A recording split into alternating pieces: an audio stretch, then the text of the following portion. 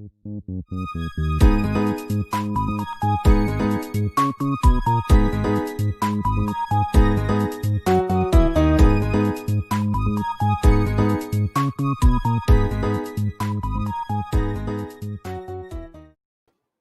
everyone. Welcome to Sequester Mini. We are back yet again for our recap of the Survivor Mini from last night and how great it was. It basically featured everything you could possibly want. I know the first one was a lot to live up to, but I think the second one was just as good. I mean, there were a lot of, high expectations from it, but had everything you could want. Comedy, drama, fun, tears, strategy. And a great winner, in my opinion, in Nick. So we have some great guests today. We will introduce them one by one, and we will get into it. First off, Jacques, welcome. Hi, Louie. Thanks so much for having me. Absolutely. Thanks for coming on. Yeah, no, it's just a disclaimer.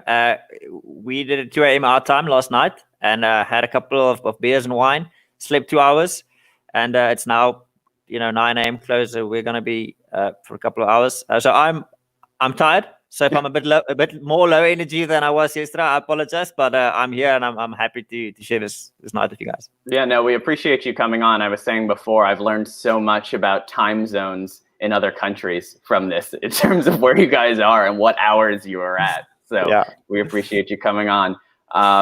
Shirin, Queen Shirin, welcome. Bite or something.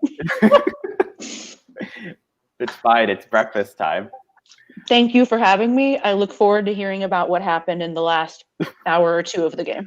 Okay, absolutely. I took comprehensive notes, so we'll be able to go through all of it. And then we also have Toni here. Welcome, Toni. Hi. Thanks for having us. Absolutely. And Lisa should be on in a bit as well, to discuss the goings on from last night. But I guess first things first, to start off, we can just kind of go around and, tell us how you got into, had you heard of Sequester? Did you know anything about Sequester before you got into this? And then how did you prep beforehand? Jacques, how did you go about that? Sure, yeah, I can go. I watched the first, I watched the first Survivor one, not the RHP one, the legit Survivor one. But I fell asleep right about the merge. Like I said, it was early hours on our time. And I watched that one. It was real fun. And then I didn't watch like all the sequesters. Then they got the call, asked if we wanted to do it. And that's pretty much it. So I had half a show as reference, and obviously some fair knowledge of the game. But that's what I came in with. And I think it's interesting, like finding that, like how people don't expect the first time they're watching it how long the games actually are. Like from a viewing perspective, is like you really are committing like 6-7 hours if you're going to sit down and watch an entire game, which is definitely a lot. What about you, Shirin? I'd heard about all the games that were going. I'd actually heard about Sequester a while ago because of Survivor. I watched Survivor Maryland, which is a college production of Survivor, and I really enjoyed it. And a bunch of those contestants went on to do like the normal Sequester. So then during quarantine, when like the Survivor ones happened and the rap one, I'd heard about it, but wasn't necessarily interested in playing. And then I heard they were going to do an international version, and I love the international Survivors. And so that was then I was like, I want to play that one. Like, put me in. I'm there. And it was also like a great excuse for me to watch because I hadn't watched all the international seasons, and I'd really wanted to. And so it was an excuse for me to then complete that. Yeah, I was following all the tweets as you watched. I mean, we did a show, prior to the first Survivor one, where we kind of picked our, who we expected, who we wanted to be on there. And you were number one on my list just because I know you had done orgs in the past and that kind of thing. And I was like, well, this is right up her alley. So yeah. I figured at some point it would come to fruition. Yeah, I'm so glad I did it. It was so much more fun than I even thought it would be. Like I knew that I would enjoy it at the very least for the people, but the game mechanics also were great. Yeah, it's definitely a rush. What about you, Toni? So same story. Heard about it, didn't really know much about it. As soon as I heard, that I was going to play, then I watched the Survivor one, which was just bananas. And I've got this friend, he's a fan from America named Will Sutton, who I now consider a friend. He's been into Sequester for ages, like he's always watched it. So he emailed me like 3 pages worth of tips and tricks and do this. But you know what? It's like Survivor. Like you can watch all 40 seasons and then you go play Survivor and it's not the same. It's like you think you're prepared and pages and pages of Sequester advice. Once you're in there, it's like completely different. Oh yeah, it throws you all off. I think that's, one of the main reasons that Sequester has gained such a following is that, unlike Survivor, and obviously everybody who's follows Sequester are huge Survivor fans, huge Big Brother fans, but it's the opportunity of watching it and being like, oh, I think I could do well, and just playing the next day, right? Like you could literally just play the next weekend if you want, which is really, really cool. And it kind of gives people who never had the opportunity to actually play the real game to play this and test their mettle. I know in the last Survivor mini, the pre-gaming was ridiculous. Like from everything I heard, it was just absolute insanity. What was y'all's relationship with that this go around? Was there a lot of pre-gaming from what you sensed? Did you do any pre-gaming? Or I'm going to tell you that. No, I think Louie, one thing that I think with an international one that's a bit tricky. I'm assuming you guys I've seen you guys have done international Sequesters. I don't necessarily know the context of it all, but I think with an international one, that's tricky with the pre-gaming is it's essentially 3 different time zones. You've got the Australasian people, the South Africans, and then Americans, and it's literally an 8-hour cycle. As soon as they go to bed, we wake up, and as soon as we go to bed, the Americans wake up. So syncing, I was chatting to Shirin at 1 a.m. and at crazy time. So that was a bit of a challenge, but I think also the fact that the cast wasn't released 2 weeks in advance, it made it better. It was like 3 days or whatever, and then you go. Yeah, I don't think it was. Pre-gaming became almost us kind of just getting to know each other, because these are people that we've watched before and we've liked before. So you almost don't pre-game. You just suddenly like, oh, so what actually do you do? Oh, what are you doing now? And I had a lot of chats about people's lives, not even game talk. That was pretty cool, because these are people that are, I've watched on telly before, and I actually just get to chat to them like they were buddies. Yeah, I was going to say, I think that from what I've heard about the first Survivor Sequester, I don't think that the pre-gaming this time around was anywhere near as intense. There weren't 48-hour, Zoom calls or whatever. And I concur with Toni. Most of my conversations were just getting to know people. Even with Jacques, we were talking a bunch, but it was about my it was about my International Survivor viewing, watching International Survivor and watching his season. More so than so you and me, final four, this, that. And I'd say that the only person that I spoke directly about our game plans and who are we going to vote out and that kind of thing were just I had 2 number ones in the game going in, and it was Stephen Fishback and Lauren. And I was already friends. I'm pretty good friends with Stephen, and so we didn't need to get to know each other. Lauren, I just met through Kelly Wentworth brought me and Lauren together because we were both very close friends with Kelly from our seasons. And so she and I got to know each other quite a bit, but then we dove right into who do we what are the groups that we're trying to align with, that kind of thing. Awesome. And one thing I also want to add, Louie, is not everybody. Well, we all got different jobs. Let me rather phrase it that way. We all got different jobs, right? So if you work a 9 to 5 and you're doing whatever, you don't have time to necessarily spend 2 days on a Zoom call, right? So I think and that's something that a lot of people at home is, oh, why didn't this? I mean, there's I think there's 4 or 5 people, maybe 6 that I didn't even contact. It's purely because I didn't have time, because I've got a job and I've got a family and I've got to work. So you also have to take your personal life into account. How far do you want to go, and how much time do you have to actually allocate to the pre-gaming? So that's something I think we're watching from the side in. You say, oh, we should have done this or that, but you don't know what that person's work schedule was in those 2 days that they had to, and I think that factors in as well.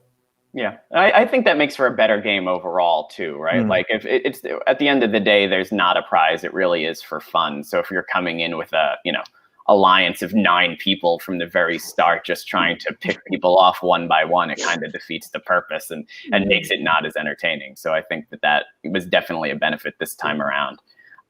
One of the things I did think early on, and I want to touch on it a little bit, is just because of like, they did do Big Brother Canada versus Big Brother US at one point on Sequester, and it was very much US versus Canada. It was very much sticking to your lane, US proud, Canada proud, only going after each other. And I was kind of concerned that this Survivor would fall into that, just because the international crowd, we're talking about 3 separate pockets of casts, whereas the US was kind of all together, and I was worried that would take place, but it really didn't at all. Everybody seemed to be willing to work with each other and not stay, just to their country. Were any of you concerned that would take place, or were you all pretty content that everybody would be willing to work with everyone? I was always a plant for Team International. I always felt like if it was going to be US versus international, then I was just going to be on the international side and pick off the Americans. Like that was 100% my mindset coming in. And your intro video pretty much said it too. Yeah. I was like pretty clear about it in my intro video for that reason. But thankfully it was more of a blend, and so we didn't have to worry about it. Yeah, I think if I can add to that, Louie, obviously it's a concern when you come in. You got it at the back of your mind. And while we're playing the game, the only label that I had on people, I didn't think of guys, girls, or super fans or nerds, or the only thing I had was, is this person an international one or not? And I always tried to keep the equilibrium, so that it didn't go lopsided. But I think you should always also think about why, like Shirin said, why she played. She played because she wanted to experience with the international players. That's one of the reasons I played. I wanted to have this chat with Adam and with Steven and whatever. And if you go in with this mentality of, let's just do this one-sided pagonging, you're not going to play with those people, and at the same time, I think the people who they recruited, the cast, was they were mature players. They're not people who are going to be, for some nitty-gritty reason going to just go one way. It was people who were mature and in that way fluid in the way they play the game. And I think that made for exactly what, like you said, the final 6 where it was, from every country still in the game. For sure. Yeah, I could see at the beginning, because the first few rounds did go international. And then when we got to the 3rd round, it was, a lot of international people on the block as well. So at that point that there was a bit of fear, but then it kind of balanced out. My other thought with that was just because, from the international players' standpoint, they had all, for the most part, seen all of the Americans play, right? From the American side, aside from you, Shirin, and Adam, and maybe, 1 or 2 others, it was kind of a bunch of question marks on the other side. And typically you are more willing to work with the devil more than the devil you don't, which was, also concerned me. But I was glad to see people didn't take that too. Yeah, that's a valid point. Yeah. So I guess, getting into the game here, we can just jump right into it. In round 1, it seemed like, so I was very impressed because you, Shirin, and you, Toni, went right out of the gates playing hard. There was no, the other 2 in a row, I know it's Alec and someone else, and it was a little slow in terms of getting to know you. I don't think Alec talked the first 5 minutes because you two were going and had a plan. Was that always the idea of going into it hard and start making moves from the beginning? Shirin, do you want to answer? So for me, that was one of the piece of advice that I got, is that you got to throw a name ASAP, because that's once it sort of sticks into somebody's head, it can grow from there. So I just didn't want my name to go out there, and I figured, throw a name, let's go. And it was actually quite bad because we were in a room with Nicole. And when the game started, the 4 of us said, okay, guys, this is a good group, 4 for 4. And I jumped on the room and I said, Nicole's got to go. So I immediately turned on the group that I was on too. But it actually wasn't me that initiated that. I went to a room and they said, Toni, what have you heard? We've heard Nicole.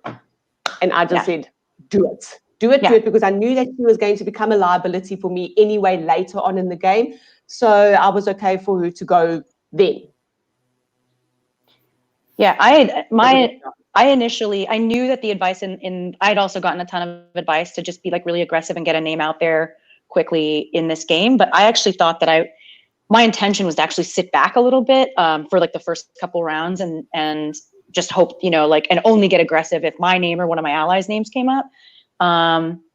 But I don't know. I got swept up in it. And then I think part of it, especially because part of it was that like Nicole was in our room. Nicole was like a big first boot target for me. And then there was also this issue of like I didn't know how Toni felt about her. And so then it was sort of this like, okay, yeah, I'm going to go with like, I'll like pretend to go with it. But then the second Nicole ended up bouncing from our room as well. And the second she was gone, I was like, we're all doing Nicole, right? And then Toni, thank God you came like back into our room and said like, I think you like even blurted out first, like we're doing Nicole. And I was like, fuck yeah, Toni, we're doing Nicole. But yeah, I think just part of being in the room with the person that I wanted to target first also sort of like spurred me to action, I guess. Yeah. I feel like it's rare that usually there's a lot of names going around in that first round because everybody's trying to figure out something in their starting room. But it really seemed like every starting room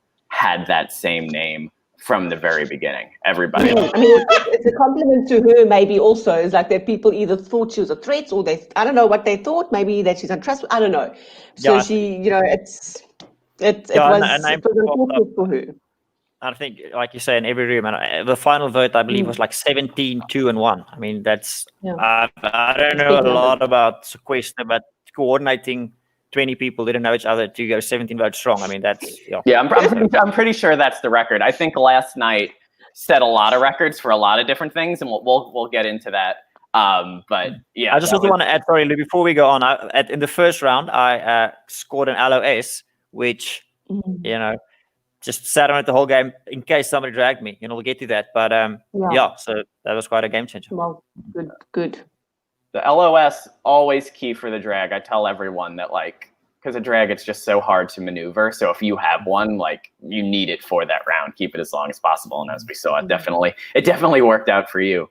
So I mean, after Nicole went out, she basically said that she thought Michelle had rallied her American troops around, getting her out. I mean, it was clearly more than that. All the troops were rallied, but she chose to nominate Michelle, Adam, Lauren, Tess, Missy, and Lisa. In this round, there was a lot of Adam going around. An LOS was used ineffectively, and it resulted in Tess's elimination. It seemed to be mostly Tess and Adam the entire time. What were you all thinking in that round? Lauren seemed to be a bit irritated with Adam because she had heard that Adam had thrown her name, and Lauren and I had been chatting. So, when she said Adam, I said, I'm down with that because I knew that he knows this game and he needs to go. I mean, you'll actually see the voting records. I think I voted Adam 4 times. I was like, every time, Adam, because I was like, this guy's got to go. Like, he's too good at this game and he's just too good. So I was sad about Tess because I never had gotten to know her. So to me, when it was bounced between Tess and Adam, it was a no-brainer for me to be Adam. I just thought it was a no-brainer for everybody for it to be Adam because that would just make sense, like if you to propel your own game forward. Whereas there's this not a non-entity, it's like degrading to her, but there's this person that could be used as a number later on, as opposed to a guy who's probably got numbers. So Adam seemed like an obvious vote to me, and I'm quite surprised that people didn't do it. Poof, The reason why I voted Tess actually is I was willing to vote either of them, but I actually thought that like everybody saw Adam as a big threat, and so we would be able to get him pretty easily. Whereas to me, I really wanted to work with Nick, and I thought that he was probably the biggest threat. I thought he was the most connected person in the game, the most well-connected, because it seemed like he was almost like to me, I perceived him as like the team captain of the internationals. And I also had like a pregame alliance with him. I think he had one with everyone, darling, because he had one with me too. No, for sure. I think Nick and Adam probably the two that pregame the best. They set themselves up very, very well. But so with Nick, so I voted for Tess to weaken Nick. And I thought that was going to be like my only shot to be able to do it. No. Well, I mean, Tess was going to go anyway because didn't Adam play an LOS also? No. Yeah, he did. He just didn't. Yeah, so she would have gone anyway, but yeah. Yeah. I mean, it really was a testament to Adam's game, like looking back on it, like how long he was targeted for and basically by everyone, that he managed to kind of survive to the end game knowing that. The Lauren dynamic was interesting because it seemed like he was targeting her a lot early on, but when she would be told about it, she still wanted to keep him in. She still, just because of that, she didn't want to get rid of him. She was still trying to convince people to keep him in the game. So, I mean, she still saw him as an ally, despite the fact that he threw her under the bus a handful of times. Yeah, because he didn't know that she was like a secret nerd. Like only Steven knew that she was one of us. Like she was like our little sleeper. And she was spying for us and giving us a lot of good intel, but like Adam didn't know that. And so eventually, like, I think I was in a room with Steven and Adam, and like Steven got in there and like gave Adam a talking to of like, bro, you gotta fucking stop throwing Lauren's name. Yes, I think I was there too. Were you there too? You need to stop throwing Lauren's name out there. You need to stop now. And he's like, but I did it once. I'm okay now. We're fine. And he's like, stop doing that. I think one of my favorite storylines of last night was you, Shirin, outing Lauren as a nerd like multiple times. I'd be like, you don't know she's a nerd. She's one of us. You never saw it coming. So that is out. That can never come back. Lauren is now coined a nerd. The world He's knows. a nerd. The world. Nothing wrong with that. Nothing wrong with that. So that after the test elimination, it brought us to round 3, which was safety roulette.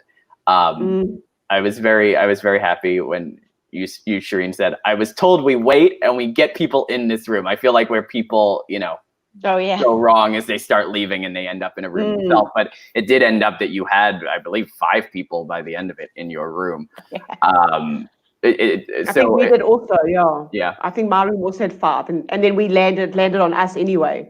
Yeah, it ended up being you, Annalise, Dylan, Aaron, and Steven up for elimination. And this is where a little bit of the fear started coming in for the international players, just because, once again, there were 3 international players up, and it seemed like an easy way to get another one out.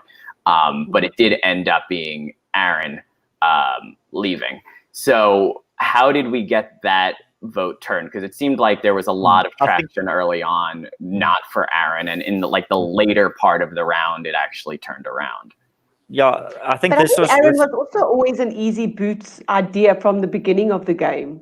That's what I'd gotten. So because of him and Missy's, them being so tight. Yeah. People wanted to break that duo up. Yeah, I think Tony. This is where I started getting vocal. I think there was a time where Adam and I were alone in a room, and I said, Adam, you know what? We spoke about this. Let's not do this one-sided. Let's even it out. And he said, okay, sure. Who do you guys going to want to go after? And that's when, like you said, Tony, Missy and Aaron have played together, and Aaron's name was up. So it was very easy then to say, well, those 2 have played together. Let's all get on him. So and that was a hard vote for me because I have a very, when I watched Aaron's season, I wasn't a big fan of his, but I have spoken to him now since we got cast the last 2 days, and we've actually had some really, really nice chats. Cool. Such a nice guy. So for me to write his name was kind of sucky, but there were 5 of us up. Hello, duh. It was going to have to be him. Yeah, I 100% only voted for Aaron in that spot because he was American, and I wanted to show the internationals like we needed to vote out an American there. He was the one. Easy vote, yeah.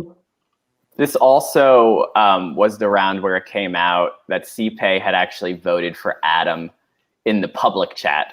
Yeah, and everybody had which definitely went around for a while. But I mean, Adam didn't hold it too personally, it seemed, at least when he had CPay in the room together. But I love the way she handled it, that it was like, it's an early round, get over it. Like, if that's your deciding factor, then it's too bad. But, and it's true, like in Sequester, above any other game, like the rounds are so fluid that it really doesn't matter what happened the previous round, right? Like, you can get over it the next round and work together, that there's no real, solid things going. And there's no time to deliberate what happened. Sorry, Tony. There's no time to deliberate and say, go back and compare notes. You can't do that. There's not enough time. So you just have to mission forward. Yeah. Does anyone know why CPay voted? Sorry, Shirin. Oh, I was There going was to a ask little if any, golden nugget of CPay, because Adam said, CPay, there's a rumor that you voted for me. And she said, that's a fact. She's like, that's a fact. That is such a CPay line. That is such a CPay line. She's so cool. Love it. does anyone know why she voted for me in round 1? Did she? Oh, she Did did. she? Yeah, Oh, yeah. straight CPay vote for Shirin. Oh, wow, look at that. Who did Nicole vote for? Tess. Tess. Where Yeah, did so there are those 2 Tesses, 1 Shirin, 17 Nicole. It's very random. I'm not sure why Nicole and CPay even voted differently, because I thought they would be on the same sort of, I don't know, strange. Yeah. And CPay asked me, sorry, just last. CPay asked me before the game, who on the American side, a man and a woman that we can trust. And I said, then one girl I know we can trust is Shirin, because I've got a good vibe for her. So maybe CPay thought, well, if Jacques is close to Shirin, maybe Snake out. Speculation, but might be a reason. Yeah, I was going to say, because Shirin, you definitely didn't have any interaction with her till this round, because you had a big reaction when she finally came into the room about how happy you were to see her. So yeah, and then I could tell that she like felt my energy, because then then she, I think, was like on my side and voted with me. And like I think there was one round. Oh, it was like what is it called, the now or later round, where a lot of people wanted to target her in the first of that, and I like wiped her name off the board. But then I think she went in the later round. I don't know. Yeah, but I love her and I wanted to work with her. Yeah, I think of all, a lot of people were very happy to see that she was playing this game. I don't think many people saw that coming, that was going to be an option. And so when we saw that CPay was on the cast, a lot of people were really, really happy. She's such a legend. Yeah, she really is. Well, I guess this is as good a place as any to start discussing this. We had a lot of comments in the chat, and I think it's one of the most memorable moments of the night was you, Shirin, and Alec for a part of that time, staying in room 5 the entire time. Now, I know we spoke a bit prior to, and my advice was move rooms as fast as possible, as many times as you possibly can. You to the complete opposite, and it really worked. And I was so impressed and so entertained. Did it just happen by kind of like happenstance, or? Yeah, it was definitely not my plan, but by staying put, like our room got so much throughput that like I don't know what it was, because I didn't go into the other room, so I don't know what the other rooms were like, but it felt like my room was always popping. It felt like people always wanted to get into my room. Why would I leave that room? Like it worked for me. And then and it also, it was nice. It was like a nice way to bond with Alec. Like, again, this isn't a game where we get to talk all that much to these people, but like, I did feel like these little interactions that we did each have with each other, like they were very meaningful for me. And with Alec's like kind of a quiet, like he was kind of quiet in the game. But he was just very like delightful to be around. And he was just like having a good time. And like, I feel like room 5 squad for life with that guy now. But yeah, it just happened randomly. Like, it was definitely not my plan. I definitely knew that I was supposed to move around, but like the goal of moving around was actually just happening in that room for me. Yeah, I mean, if you don't have to do it, why do it? And I think, it definitely, room 5 got a lot of traffic, and you really, I think just about everybody you got to touch base with, so you didn't have to worry about the problem of, oh, I haven't seen Shirin, let's vote her out. You got to see everyone. Yeah. I think room 5 is forever yours now. There were some requests that you mod room 5 at some point and tell people there's room limits. Like room 5 is renamed the Shirin room. So I support it. Yeah. So that brought us to round 4, which was the first red or green button. 13 people picked red. Clearly, the word got out that you always pick red in Sequester. That's always the move. And it was, so anyone, and this is a fairly new twist that I think just got brought for the first time last week, is that, or maybe this week, it's a straight vote, but anybody else who gets votes outside of that will be nominated for the next round. And this one resulted in Dylan's elimination. Dylan, I would say, of the group, probably there were a few people who had internet problems, but I think he probably had the most internet problems of anyone. He was pretty laggy a lot of the times and was hearing things like, 10 seconds after everyone else, which is always the biggest hindrance in a game like this. There's really no escaping if you have bad internet. Louie, I saw. Sorry for interrupting. I saw on Twitter that somebody posted it and he hijacked it and said, "Yeah, they called him dial-up Dylan." Dylan or something. Dial-up Dylan. So he said he's gonna phone Melbourne and say it's dial-up Dylan. Can he get better internet? It's rough. There's no avoiding that. I mean, did you all consider throwing votes to set somebody up the next round, or what was your thinking about the strategy of all that? Yeah, I threw a vote. Myself and Jacques actually spoke about it, and I threw a vote. Yeah, I heard when I heard Dylan got a lot of traction because of his internet or whatever, and I thought, well, I spoke actually to Adam, and I asked Adam, I'm gonna put a random vote on somebody, and he said, well, he doesn't like playing with what he called the furniture in his intro video, and I said, I haven't heard a lot from Alec. He's not very aggressive. You can very easily just cruise the game. And so I just threw a vote on Alec to start getting his name into the mix. Yeah, so I guess just before the game started, Dylan had made up a lie about Steven, that Steven had approached him with an all superfan alliance, but specifically an all boy superfan alliance. And if you know Steven at all, that would never, Steven would never do an all guy, a guy only kind of alliance. Steven's closest friends Jacques, why are you smiling? This game were women. Why is Jacques smiling like that? Is he smiling? I'm reading the chat. Oh. Jacques got the smile because I also heard this rumor and Jacques was part of it. So I'm interested to see why he's smiling. No. I'm smiling at the chat. Yeah. Yeah, and I know Steve. I know that it was a lie, and it was a very, again, if you know Steven, it was a very easy lie to suss out. And so we all really, Lauren and I loved Dylan. We thought he was going to be so much fun to play with, but Steven at that point wanted to target Dylan because he felt like Dylan was targeting him. And so at some point I got in a room with Steven and Steven came to my room and said, "This is the round we do Dylan." And I said, "Okay, I got your back."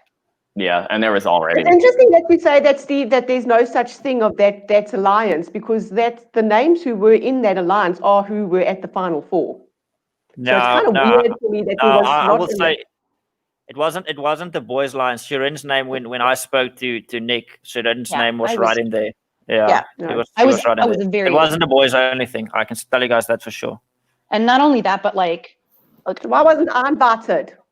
You were part of it, but we talked about a super fan nerd alliance. But at least from my perspective, it was my tightest four of that super fan alliance was Nick, Harry, me, and Steven. And we knew that Nick and Harry were really tight, and me and Steven were really tight, and so we thought that myself and Harry were tight too. So it's just comedy of errors. We could have probably. Yeah.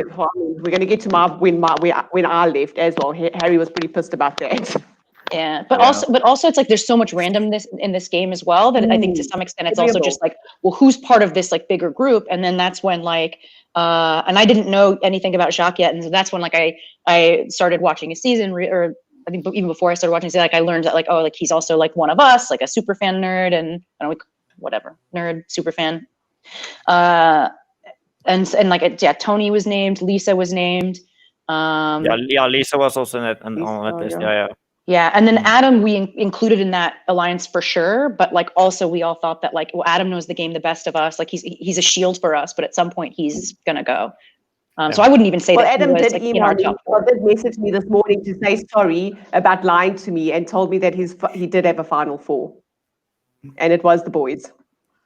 Yeah, but those guys were never no. But that's his perception, because maybe Steven was never going to vote for me, and is that those four were going to push through in his head, possibly. Right. That's what I think. There was a moment in the game, it was just the four of us in a room, and we said, and I think we went up for elimination or something, I can't remember exactly, it was in the middle, and then we said, guys, let's get this four to the end, and then we started from that point on, saying, okay, we prioritize these four within the bigger, nerd alliance or nerd cluster, whatever you want to call it. Bit of a block, You should have moved the room, Shirin, and should have joined us. You could have taken Adam's spot. Yeah.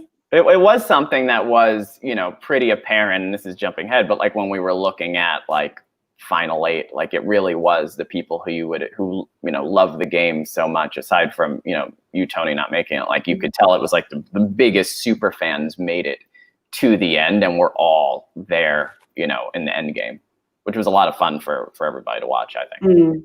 I'll tell you where the watershed moment was when we get there. Where it could have gone the other way. Well, I'll tell you what happened. Absolutely. So that brought us to round 5. So the people who got votes round 4 were Annalise, Sipe, Adam, Shirin, Missy, and Alec.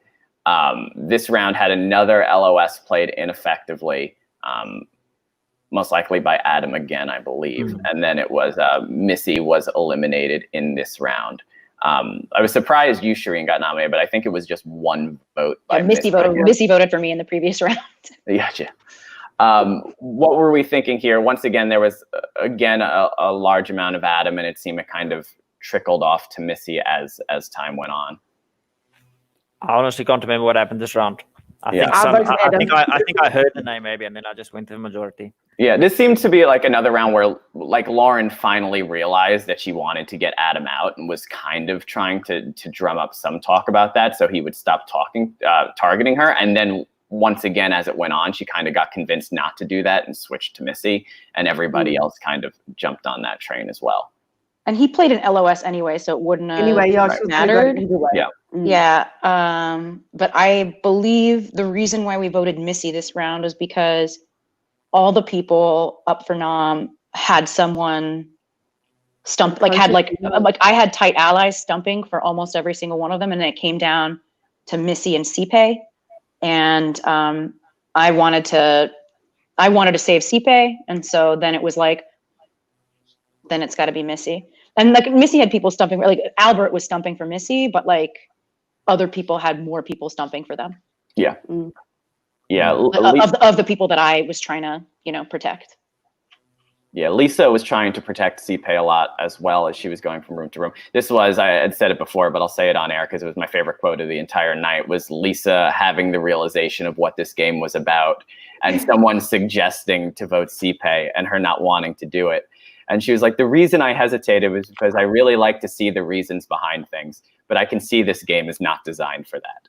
And it's a realization you have to come to, is that there's no reasoning behind anything. It's just grab a name and kind of go with it, especially in the late rounds. And you guys probably experienced this, how quick it gets. Like by the time you get to those last few rounds, we're talking about like 2-minute rounds, 3-minute rounds. There's really no time to talk whatsoever. You just have to kind of grab a name and go. As long as it's not you, and then you just run with it. Exactly. Was this the round where Michelle also gave a speech about us voting out?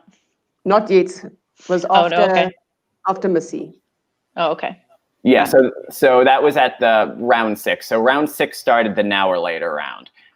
So the first round, it was about half and half. I think we had 8 votes in the first round, 7 votes in the second. So the first round resulted in Sipe's elimination. What were you all thinking in terms of how you were going to vote? I guess that's the first question, is how were you planning on voting? Were you planning on saving your vote or going for it immediately? I remember this vividly. I think Adam was punting very hard for Sipe because of that public chat, her typing his name into the public chat. So he was like very, like, she was on his, on his trail. So he wanted to get Sipe out.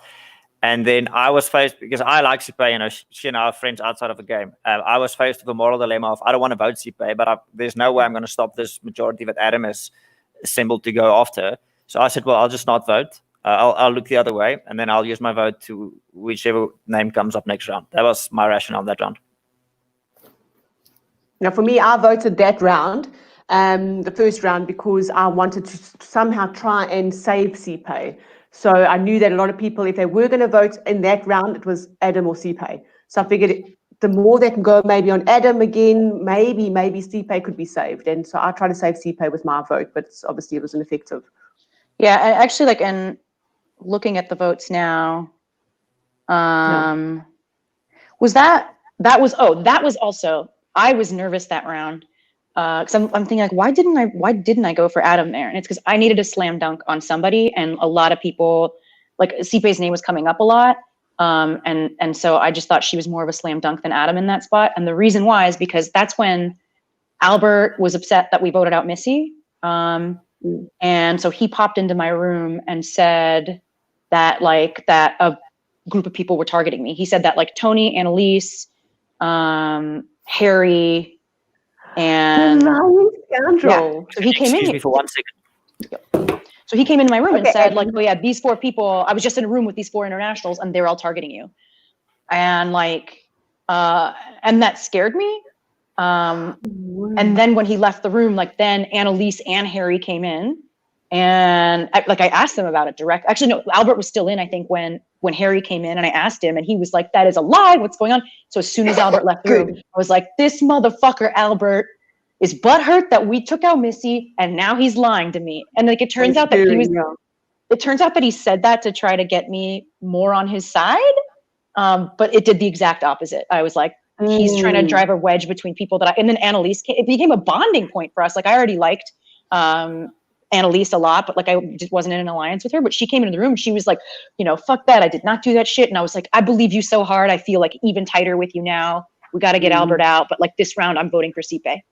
Yeah, that threw me off because I guess I missed the initial interaction with Albert, and all I saw was you. I think it was with Harry actually, because you were at a constant room limit trying to talk to him and waiting to. And I was like, yeah. Why did you think that someone was targeting you? Because it was clear like your name hadn't really been said the entire game, right. but it was Albert, planting those seeds in your head. Yeah, and I believed that. I knew that I had me as a target was like I was like still under the radar at that point as a target. And I believed that I was getting like good intel from people that I trusted, but obviously this is the kind of game where you can never be sure, people get blindsided. But just like it's weird because I had these moments throughout the game that like, especially with Lisa, where I had these moments where speaking like, of Shirin, not to interrupt you, but is she coming? We have Lisa Yay. here. Hey. Hello. Hey. I'm so Hey, Lisa. sorry. All right, welcome. Hey, sorry. I got the time wrong. I was asleep. No worries at all. Just to get you up to date on where we are at, we are up to round 6, the first round of the Now or Later we're discussing. And I think Shirin was just about to say something nice about you. So good time. Yeah, I heard. Like there were moments in the game with certain people where I just really could feel that they were like saying something really true. And so I had that with like when Annalise came into the room and told me like that she wasn't targeting me. Again, like I don't know what it was, but I like knew it in my bones that she was telling me the truth. And with Lisa, I had like several moments throughout the game with her where like I could tell that she knew when I said something like from my heart. And like even though it was just a thing. And then I just felt like so connected in these moments. And again, like it's a game where you don't get to really talk much, but like having those moments with these people is still like, what I loved about it.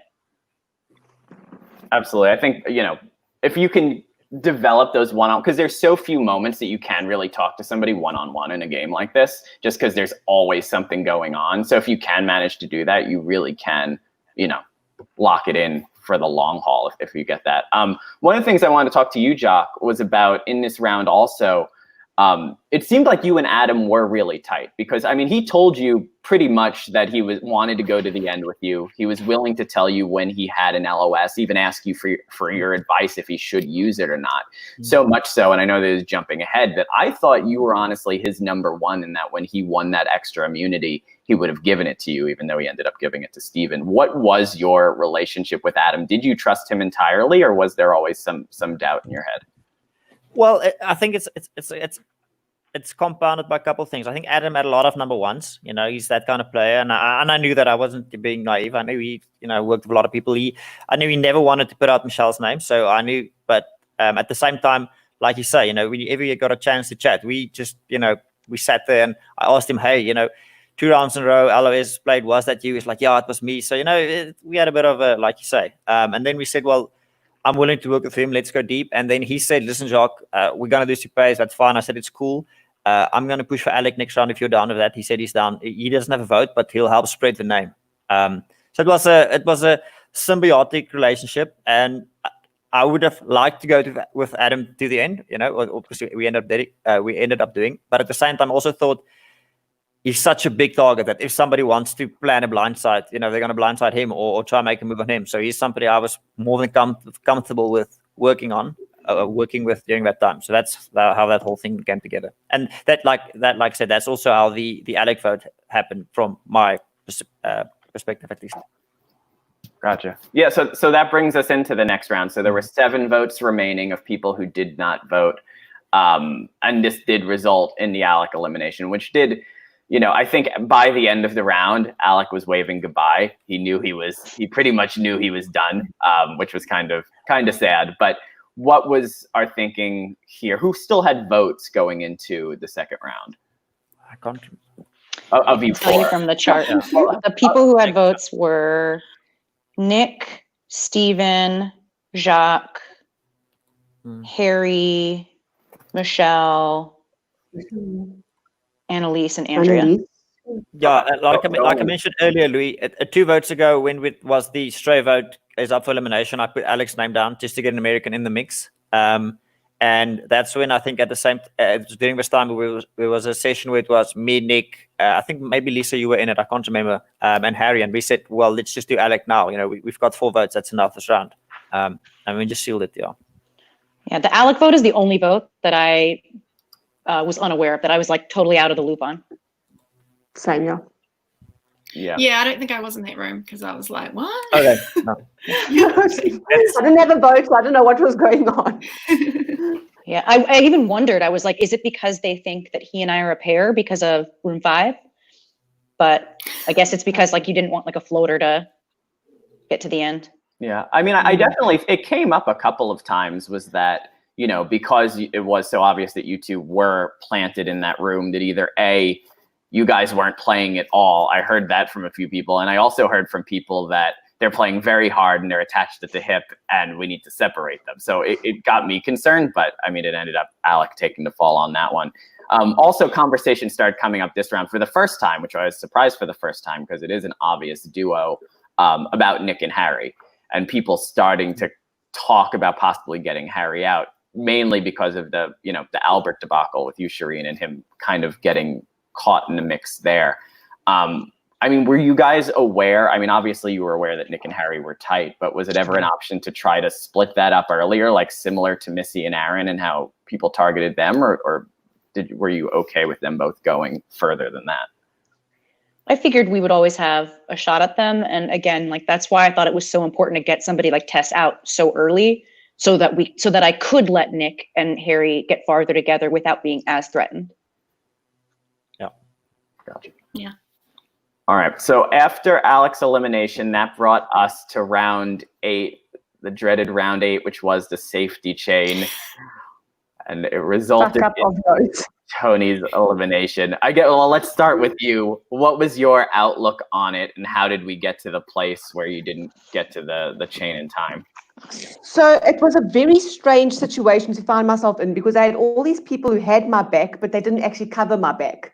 I think everyone was just assuming eventually someone's going to give it to Toni, and it just came down to the wire. It was like, no, actually no one's going to give it, and you're going to give it to Adam, who's got 2 other guys to choose from, despite him promising that if Michelle gave it to him, he's going to give it to me.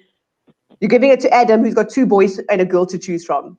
Sorry to say, I was never going to get it from Adam. There was no way. Even though he told me it was going to happen, it was not going to happen. So I think, like Harry said, he was quite annoyed because he wanted it to go to me. They were in a room and they decided to send it around. And the point was, Harry was giving it in order for it to get to Toni. Check this order now. How did it go? Can't even remember. Yeah, so it started in our room, and I jumped on it straight away. Nice. Good job. Well, everyone had told me, and I was like, "Hey guys, we need to do this room thing." And when you suggest it, and you're in the room, it's really difficult for people in the room to say, "Oh no, I don't want to do that to your face." Yeah. So we all agreed, and then we said, and we'll all agree who the last person is. And then so it was me, Albert, and Harry. But then Lauren jumped in. She was the first person. She managed to jump in. And then again, she was in there, and we were just like, oh, yeah, cool, we'll include you. And then we gave it to her, and she just went off book, and we were all surprised. Well, I was surprised. Yeah, well, she came into my room, And then my room had Andrea, Annalise, and me. And so then we like passed it around ourselves. And then we got it over to our other boys, like Nick, Steven, Adam, Jacques. Yeah, and when this round began, I was with Steven in a room and Andrea, and I think Andrea left. And Steven and I said, if one of the other, we do vice versa between the two of us, let's go hunt for it and we just pass it around. And I feel like I got the order wrong on the voting thing, because they said it went from Michelle to Nick to Adam. And I'm pretty sure didn't it go Michelle to Adam? Oh, it might have. I think that's how it went, because we were in a room. I think they've got it the order. That's how I remembered it was. I thought it went from Michelle to Adam. So Michelle to Adam, to Nick to Steven. So because Michelle even came and said, if I give it to you, will you give it to Adam? I said, yes, of course I'm going to give it to Adam. And then she said, Adam, if I give it to you, you're going to give it to Toni. And he said, yes, because the three of us were in the room. He said, I'll give it to Toni. And she gave it to him, and he didn't give it to him. Hence his message to me this morning telling me, so sorry, he lied to my face. Did he leave that room then to go find the Nick? So then he went off. I see. Out of the room. And I think there was also probably my biggest mistake was not jumping around the rooms and finding my people or people and saying, hey, don't forget about me now. But I didn't think like Nick or Lauren or somebody would remember Toni needs this damn thing, And I should have jumped around and said, hello, don't forget about me. But then when Michelle said, listen, you, me, Adam, we pass it to each other. And then they went. So I was like, okay, cool, I'm down with that. And then it just didn't happen that way. As soon as that thing went into Adam's hands, I knew I was leaving. Because I knew he was lying to me. Louie, can I give some maybe sequester analysis? I'm no sequester expert, but just some. I don't know. You might be. You are now. Just like my experience on this round, and maybe if some future people want to study this what do you call it, twist mechanic, whatever. In sequester, obviously, especially now, since we didn't know each other, you have what I would call an 80% ally, and you have 100% ally. I had Steven. I consider somebody like Steven and Adam at this point in time 100% allies, and I consider somebody like Lisa an 80% ally. Where I would try to keep the heat off Lisa, but I wouldn't, fall on my sword for her. And in this round, it's better to have 100% ally than 10 80% allies. And I think, Toni, that's what happened with you. You need somebody but to Harry say. Was my 100% the way. Even Harry wanted that thing to come to me. That was what Harry wanted. He was my 100%, and he fucked up by not saying you got to give it to your 100%. You can't trust your 80% to get it to your 100%. Because this is a binary. Because this is a binary choice. There's no scale. It's a 1 or 0. You need to get 1 from somebody, and I think that's the way you should. Went very quick compared to how it should have gone. If you watch the last Survivor round, that round went much slower because people were jumping and speaking and saying, "Oh, I don't know. Should I do this? Should I do that?" And this round, everyone just went this one, and went very quickly, which was quite different from the one I had watched, where people were actually actively thinking about what they were doing and who they were giving it to, and what having conversations with people. And then this one just went pew pew pew pew pew, gone. Yeah, I think there were a bunch of people.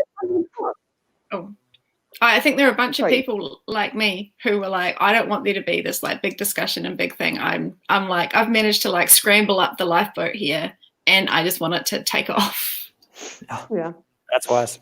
Yeah, in the last Survivor one, they took up all the time. They took up more time than was even allotted to them trying to figure out who to give it to. And this one was instant reactions. I think it hurt you, Toni, just that the fact that Harry got it first, I think hurt you. Mm-hmm. The fact that it landed on him for the wheel to give it, there were, an option of the entire cast, rather than if it had narrowed down to less people, there would have been a lot, less wiggle room, and we would have been able to get it to you. So that was the first round I was concerned for you, Shirin, because obviously you were sticking to room 5. And once again, with that, there's a lot of, the goal is to get into the room with the person with safety. And I thought you were never going to get into that room, but Lauren came to you. So I had the question of, did Lauren come to you purposefully knowing you were in room 5? Okay. Yeah, that was actually, so she was, I believe that she was in my room originally, and then that was the first time that I was actually going to leave room 5. I was like, we got to go, and we have to split up. find whoever has it, and then meet back up in room 5. But she then told, and I think it was like me and Andrea were also in there, and she wanted both of us to be safe. But so she was like, you guys stay real quick. I'll go hop around and look for it. And so she just did the hopping around till she found it. And then actually and then that's when we heard the announcement that she got it. And so that at that point it was, as I think we were also I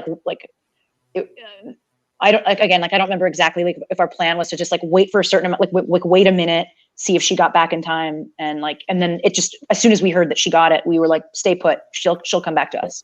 Yeah. And she did.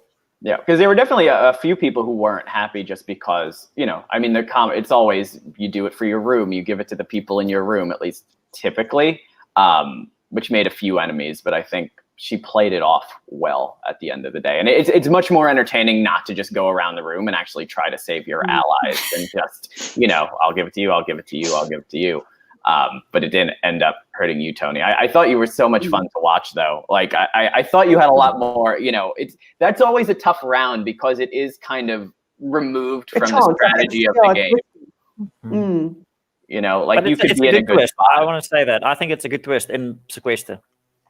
It is a fun twist. It's just, I must be honest, when I heard about that twist and when I heard that twist was coming up, the position I felt I was in the game, I never thought I was going to leave in that round. I must be honest, that I actually thought that I was going to be safe. I honestly believed that somebody was going to pass it to me. So it was quite hurtful when it wasn't, because I felt like I said, I think everyone kept assuming that someone was going to pass it to me. Was that Jacques? I said it was heartbreaking because it was me, Adam, and Stephen in the room, and we said, okay, we're going to do Adam, Stephen, Jacques, and as we say, you pop in, and we realize, this is the person who's not going to get it. I was like, you all. It was a tough round. Toni, feel free to. I guess we'll move on to round 9, but feel free to stick around if you want and talk about the future rounds. I'm not talking about beta, but I'll hang about a little bit longer. Up to you. I want to be a nerd too. I got the glasses. Fit right in. All right, so that brought us to round 9, where you had to send a number to Audrey, and it was the evens and odds round. And I was immediately concerned for you, Lisa. It doesn't typically happen this way. But there were only 3 people who picked an odd number, which was you, Andrea, and Steven. Yeah. And I honestly thought as soon as I saw that, I was like, well, it's done. This isn't going to go out. This isn't going to go well. Because I didn't think that people would vote for Steven or Andrea, but it actually did flip onto Andrea. So what was your thinking going into that round, and how did you manage to pull it off? Well, when Audrey said submitted number, I was like, okay, people have told me if I should submit an odd or an even number. What one is it? And I could not remember. And so I submitted an odd number, and that was a mistake. And then I thought the same. I was like, okay, I'm down, I'm going to get out of this, but I'm really going to have to just rally. And so I think I was when it got announced, I think I was in a room with some people I felt really good with. And so I was just like, okay, it has to be Andrea, go. And that was sort of my extent of it. Wasn't some huge strategic thing. I was just happy that people, maybe did that. They're having the same round right before it, and emboldened me a little bit. It was like one of the notes I made was the order that people went out in that, and I was like, okay, right, these last people, this is solid. And so I was like, I've got inroads with all these people. So if I can get all these people to do something, and neither of those, people don't want me or Stephen gone from that group, I think. So that was what I did. And that was probably the moment that felt most like a proper Survivor tribal council for me, just waiting for that to get read. Because I was like, there was very few times in Survivor when I thought I might go home. And this is one of the times in Sequester when I was like, oh, this could be you sort of get this buzzing in your head, and you're like, oh, what's going to happen? And I don't know, that's me. It was definitely, because it seemed like a lot of people were they wanted to vote Andrea, but they were almost scared to pull the trigger and talking about it. Should we do it? Should we do it now? Is now the time? And it finally kind of just got pushed over the edge. And Shirin, you had that rough moment at the very end when Andrea bopped into your room, and you had to tell her right to her face that you were going to keep her, and then she left. I think I gave a little Awkward. confessional, didn't I? Like to the camera. I was You like, did right after. like I really didn't want to vote for like any of you three. And I mean, ultimately it was like,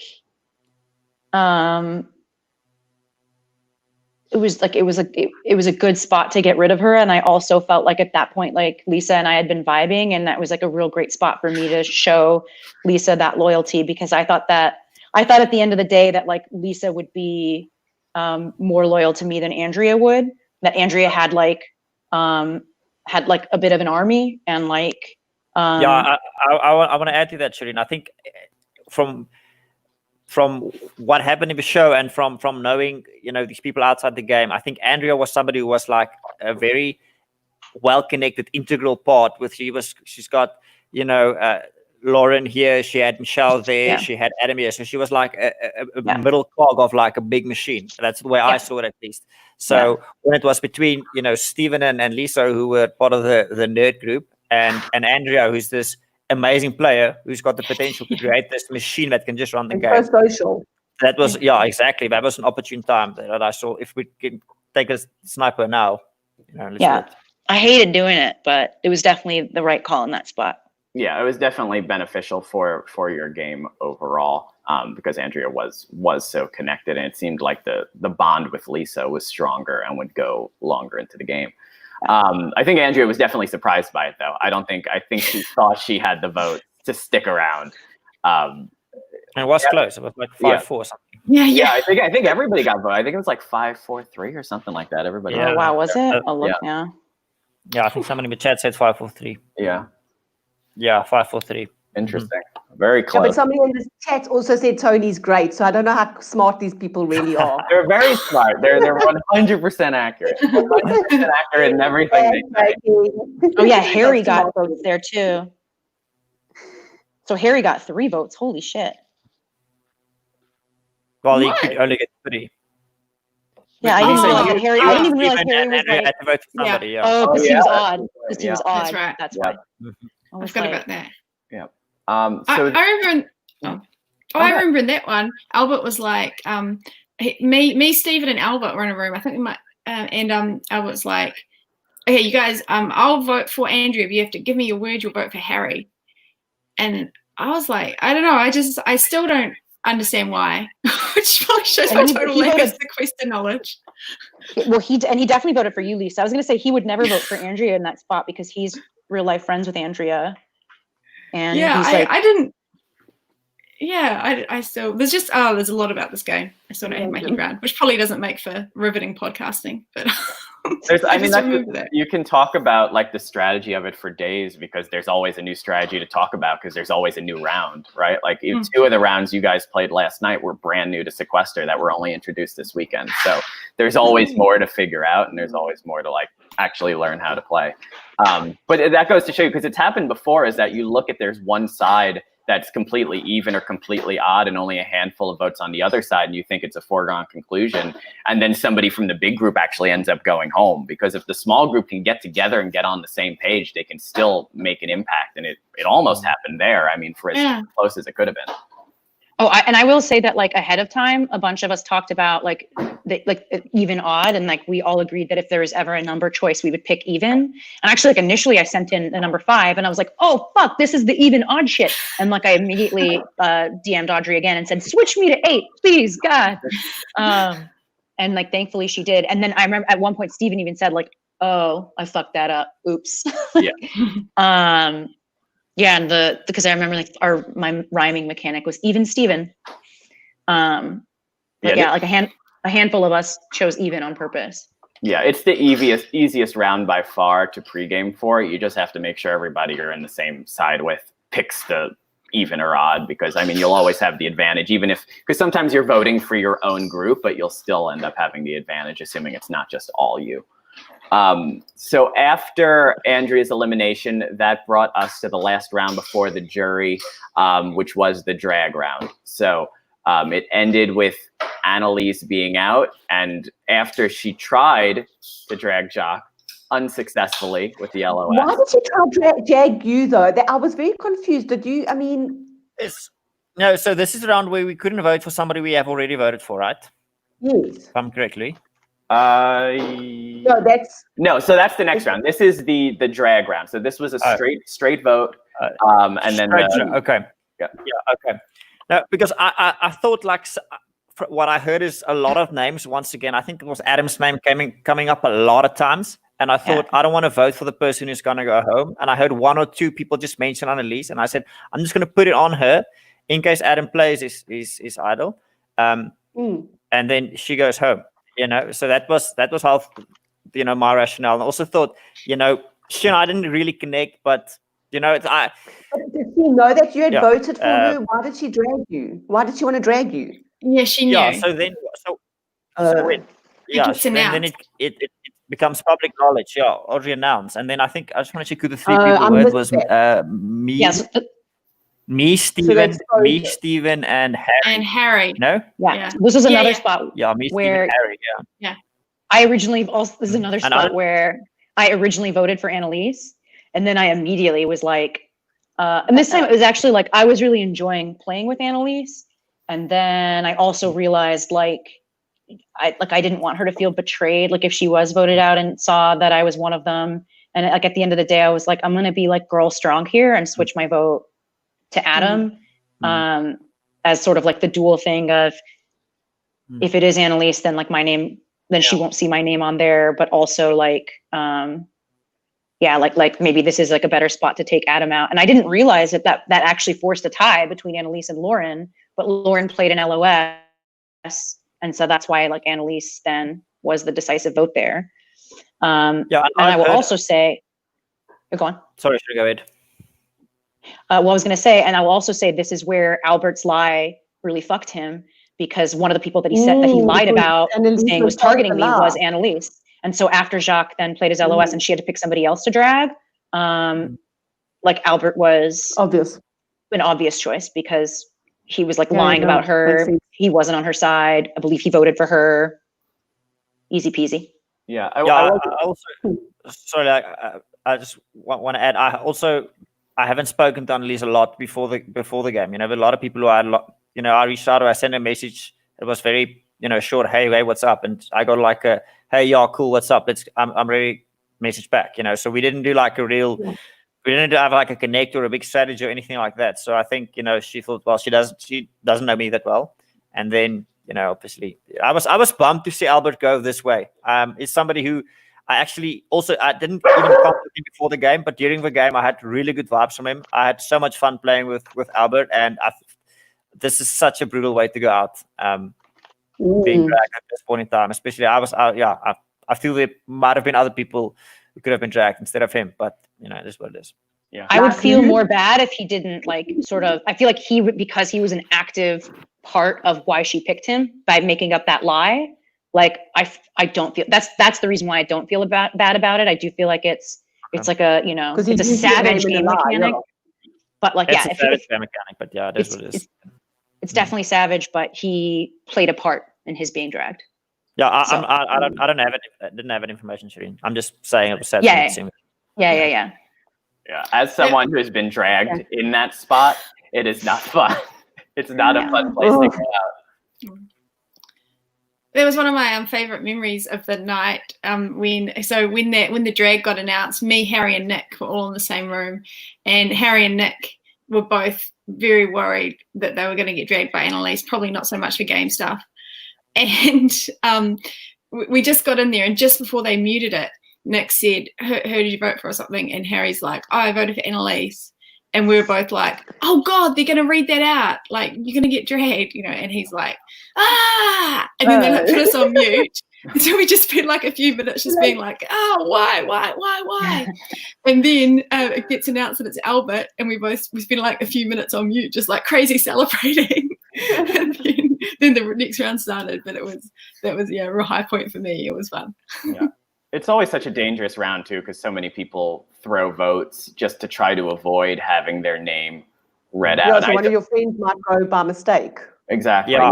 You could leave with like 2-3 votes because so many people throw their vote. And there's oftentimes a lot of ties there, too. Shirin, I was glad you didn't vote for Annelies because there was the one moment where you were in a room with Oh, do you remember that? Yeah, and and then Annalise comes in, and you're like, Annalise, so we were just waiting for you. I wasn't sure. I thought for sure she knew what you were actually doing and didn't fall for that. So I thought there was no way that you could have voted for her, and you didn't. So it all worked out. Yeah. So after Annalise dragged Albert, that brought us to the first jury round, which is what you were talking about, Jacques. So this was the history can't repeat itself round, which resulted in Michelle being eliminated. A shock to a lot of the audience, I would say. It was a blow to a lot of people watching, but then it led to a lot of fun jury antics, which we'll get into in a second, because I don't think a lot of you saw what was going on in the jury room. I've heard afterwards on Twitter. I saw some clips. Yeah, it was chaos. But how did we get to the Michelle elimination? There was a lot of Adam being thrown out yet again here. I feel like this was the second surge of Adam being mentioned, but it ended up in Michelle going. Yeah, I think one thing that you mentioned it now, Louie, is Adam's name has come up a lot. And at that point in time, I think a lot of people have voted for him. And Adam was so adamant on protecting Michelle that nobody has ever written her name down. And there was, if you look at the 4 votes, it was me, Lisa, Harry, and Nick, I believe, are the 4 votes. So we said if we have 4, we have a majority. Let's just keep it covered. We say nothing. We slam 4 votes and we snipe a year without Adam's knowledge. And that's the way it panned out. I threw my vote this round. I voted for Lisa, knowing that nobody else would, but actually one other person did. Oh, there you go. I don't know, Lisa, if you have anything to add, but I mean, that's No, that's exactly. Yeah, and we knew that we, because of all the stuff that had been happening in the past with people protecting other people, we knew we had to keep it secret. So we did, and it worked. And I was just pleased to get her out. It's one of those things where you're just like, why aren't people targeting this person? Okay, there's obviously more going on here. Get them out. Yeah, I was really pleased to see her go.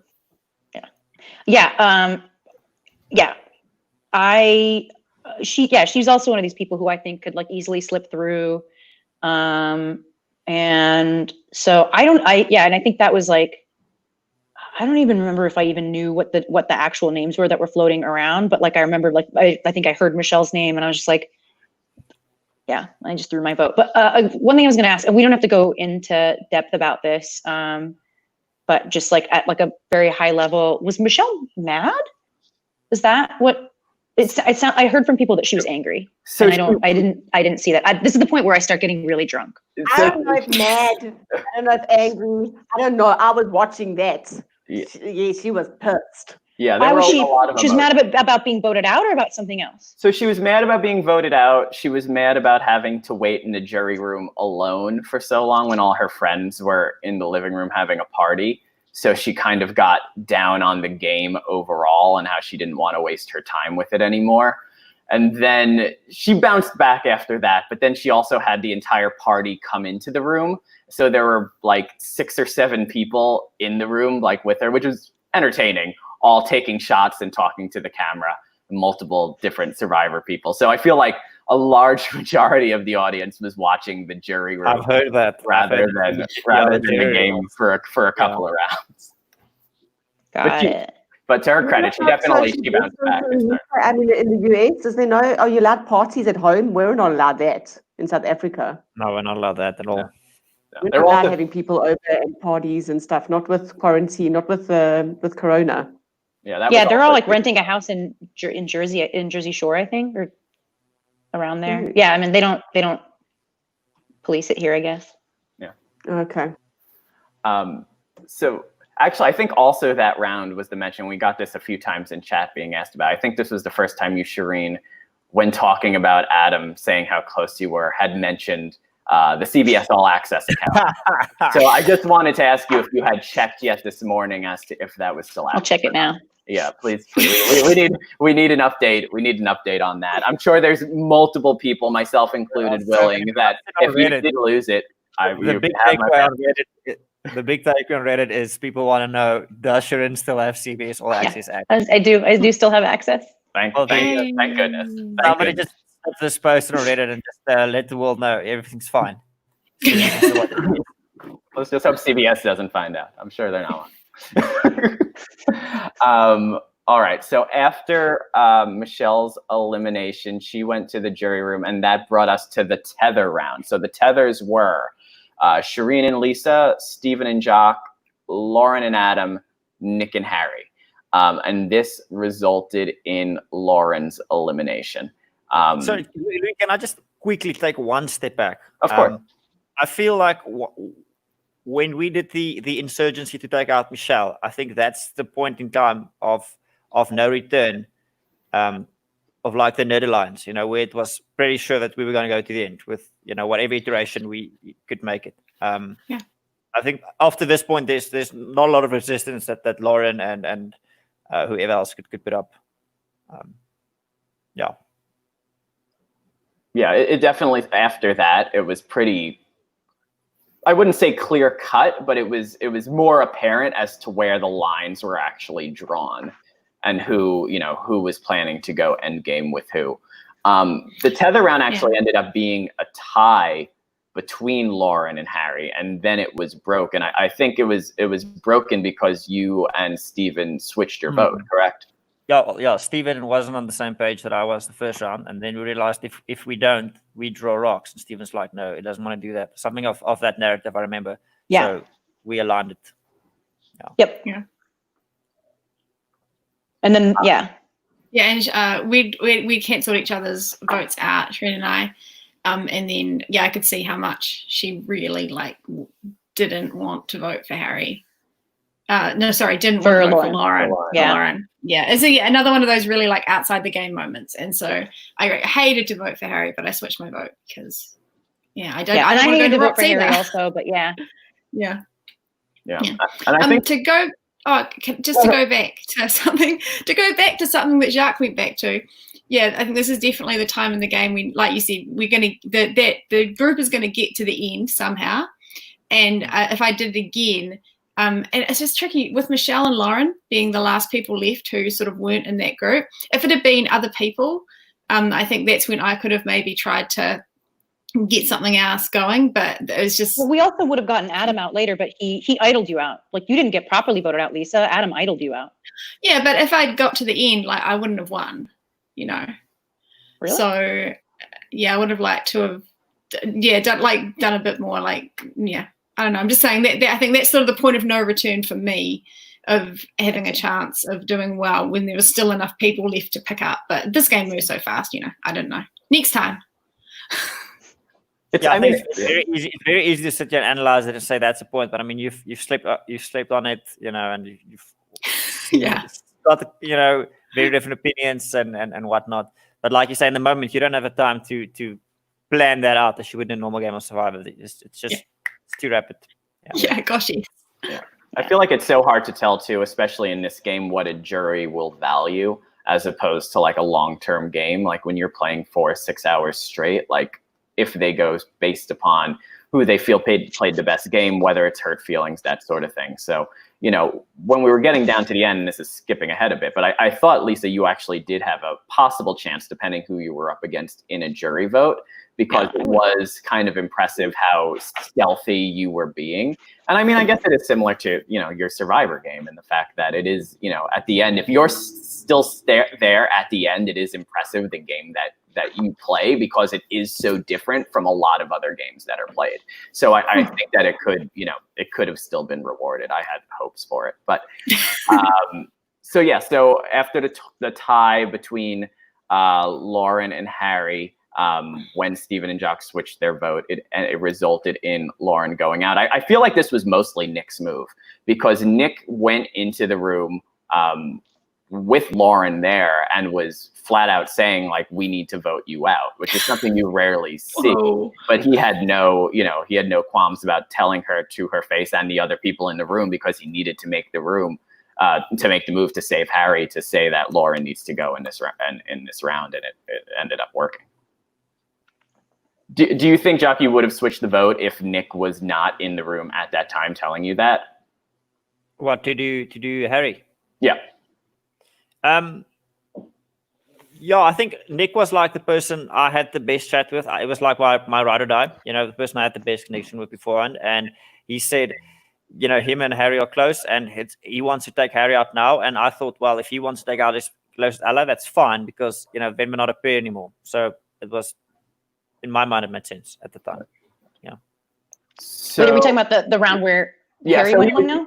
No, so that was the round where he was in the room with you guys and saying to vote Lauren out, to switch your vote with Lauren in the room, saying that you needed. Sorry. Are you speaking about the Lauren vote now? Yeah, the Lauren vote.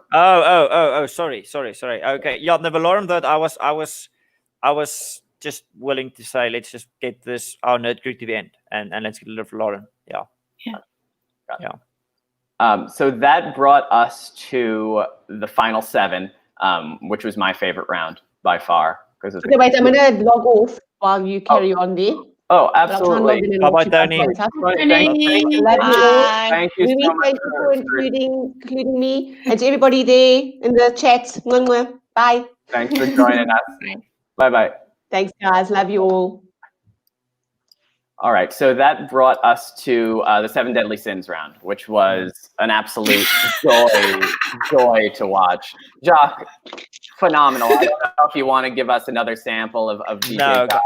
No. When I was like, I didn't know about this round at all. I didn't know about the 7 Deadly Sins or this, spinning. So I had no idea what was going on. And when they said I had to sing, I mean, you can ask people who know me. I don't have a lot of talents, but one of the talents I definitely don't have is singing. So when I heard I had to sing, and I was like, I was physically scared, because I hate singing, because I'm so bad at it, and people are gonna laugh at me at home.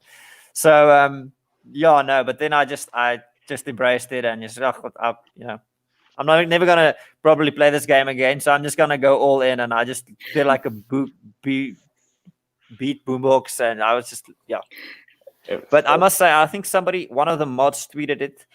There was a time when it was Nick who could only speak in third person, and Steven who was doing the chicken, and I only singing, and it's just absolute chaos in that one room, all of us together. It was madness. If there is one thing that will be burned into my mind from this mini, and probably all of Sequester, it was that very moment with you doing the Survivor song and Steven barking like a chicken, and Nick trying desperately once again to plot and to make some sort of move. It's like, Nick says we need to talk. Nick says we need to do this. And he was thinking so that it doesn't break that third person ad, so that he does not lose his vote. And he goes, Nick is willing to do Harry.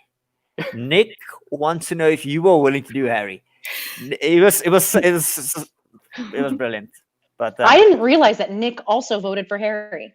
Yeah, and that's why I said when Nick threw out Harry's name, I was down to jump on that, because I know Harry was his friend. So if it's one person less working with Nick, it's an easier road to the end, the way I envisioned it. So that's why I was down with the plan. Yeah.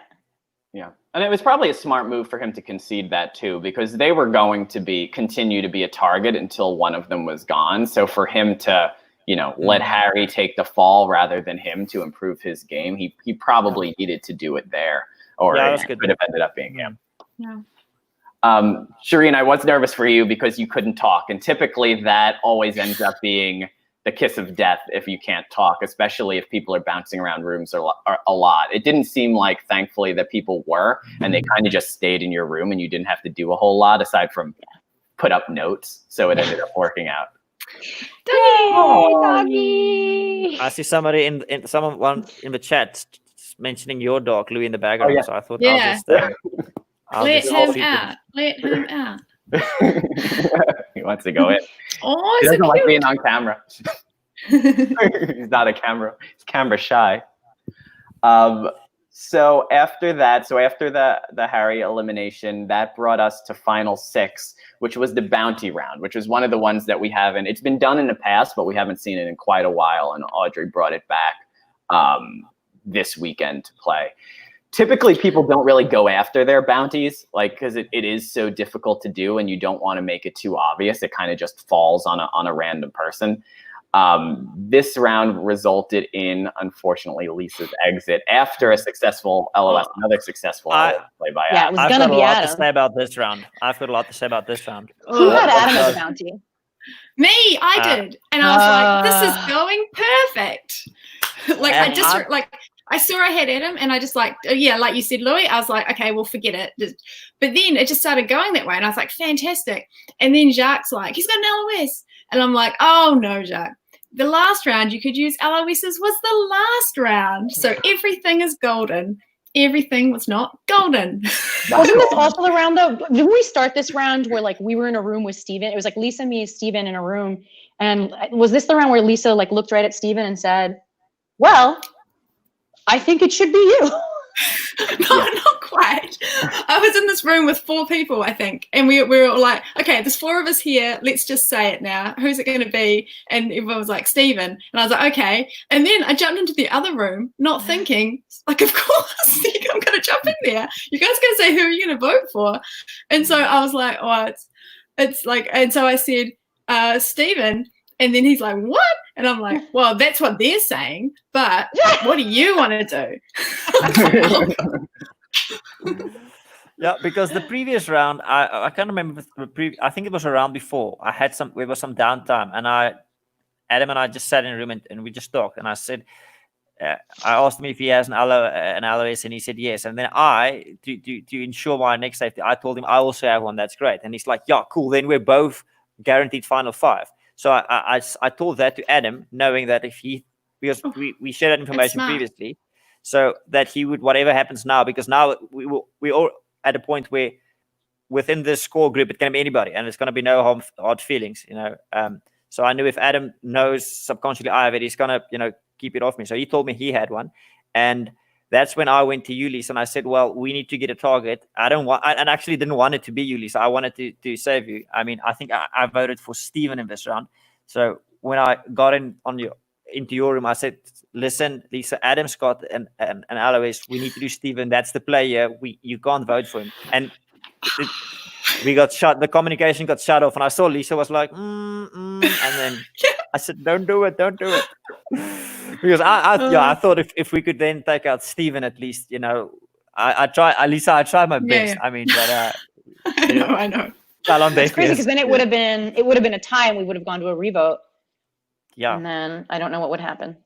Yeah. So if it stayed tied, then it would have went to a wheel. So then everybody would have been hard because everybody would be safe, including someone with an LOS and anybody who got votes. So there would have been like 3 people left to actually be on the wheel, which the odds are there. Yeah, that wouldn't have happened. I possibly would have gone home. Anyway, I don't know. Yeah. Yeah, the final 6 is always so difficult too, just because, I mean, we've seen situations where there's still 2-3 LOSs in the game, right? So like, another advantage getting where there's only like very, very few options, and somebody with 1 vote or a tie between people with 0 votes ends up going and having to happen again. So it's a tough round to maneuver. Jacques, did you really have an LOS there? No. I only got one in the beginning. I didn't have one, but I knew if I told Adam, he would believe me because he shared it earlier, and he wouldn't throw up my name. Or if it wasn't my name, he would say, no, Jacques, let's capitalize on our votes.